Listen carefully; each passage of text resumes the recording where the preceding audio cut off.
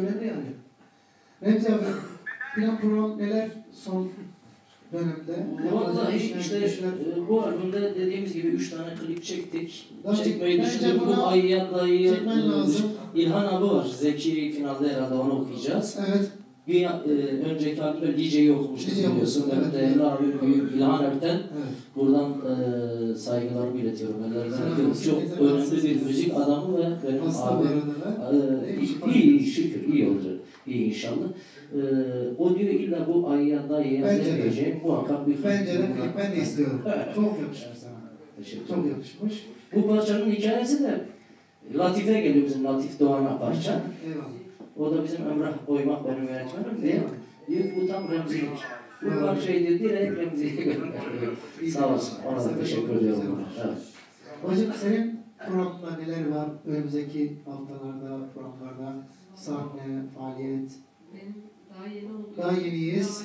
Yavaş Ama Almanya'da olacak, yolun açık. Dediğim gibi buna bizim acil bir Ceylan Hanım bir klip çekmemiz lazım. Çekersek klibi daha da yolumuz açılacak. Evet. Zaten Karagil'e ben direkt dedim ki hatta kardeşime dedim bunu Bakü'de çekmemiz lazım. Azerbaycan'a Evet. geleceğiz. Buyurun biz de bunu okuyoruz, hakkını veriyoruz diyeceğiz. Evet inşallah. Tekrar geldin, şeref verdin. Ben teşekkür ediyorum Yaşantı ailesine ve başında izleyen herkese. Eyvallah bacım. Çok teşekkür ediyorum. Sağ olun. Ailene selam olsun. Kardeşlerin de hepsini takip ediyorlar. Şimdi demin canlı yayındaydılar hepsi. Çok selam olsun. Selam olsun. Sevgili abi, sendeyiz. Tekrar şeref verdin bize abi. Baş üstüne, başım üstüne diyorum. Ben de burada Yaşam TV arkadaşlara çok teşekkür ediyorum. Saz arkadaşlara çok teşekkür ediyorum. Sana çok teşekkür ediyorum. Başarılar diliyorum programında. Yine hatırlatayım 28'inde gecem var burada. Bahçeşehir'de herkesi bekliyoruz. Bekliyoruz. Evet. Bu arada çok mesajlar geldi. Onları da okuyamadık. Herkesten özür dileriz. Burada kusura Zaten bakmasınlar. onlar takip ediyorlardır seni. Evet. Canlı yayında olduğunu görüyorlardır. Çok teşekkür ederim tekrar. 28'de arkadaşlar dediğim gibi Seyfi abinin albüm kapının arasındayız. Pazar günü Remzi abinin mekanında biliyor zaten Ankara'da. Çok önemli bir mekandır.